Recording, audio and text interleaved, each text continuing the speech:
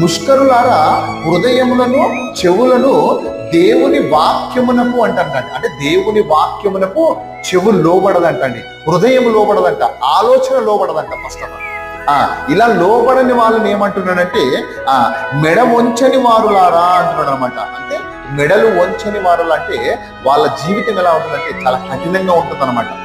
ఈరోజు సమాజంలో అందరూ కూడా వాక్యానికి మెడ వంచట్లేదు. వంచుతారండి. చాలా జాగ్రత్తగా ఆలోచించండి. అపవాది మనల్ని ఎలా టార్గెట్ చేసింది తెలుసా? బైబిల్ చదవడానికి మెడ వంచగలుగుతారు ఆయన ఒక 10 నిమిషాలు, మాక్సిమం ఒక 15 నిమిషాలు. దాని తర్వాత ఆటోమేటిక్గా లేపేసి చాలు లేపు, చాలు చాలు చాలు, నీకు వేరే పనులు ఉన్నాయి ఇంట్లో, ఓకేనా, ఇంకా వేరే సమస్యలు ఉన్నాయి, అవన్నిటి చూసుకో. ఎంతసేపు మెడ వంచుతావు నువ్వు? బైబిల్లో వంచకూడదు. అదే ఫేస్బుక్లో అయితే, వాట్సాప్లో అయితే, యూట్యూబ్లో అయితే గంట 2 గంటలు 3 గంటలు అయిపోతే ఇట్లా తోస్తూనే ఉంటాం. ఫేస్బుక్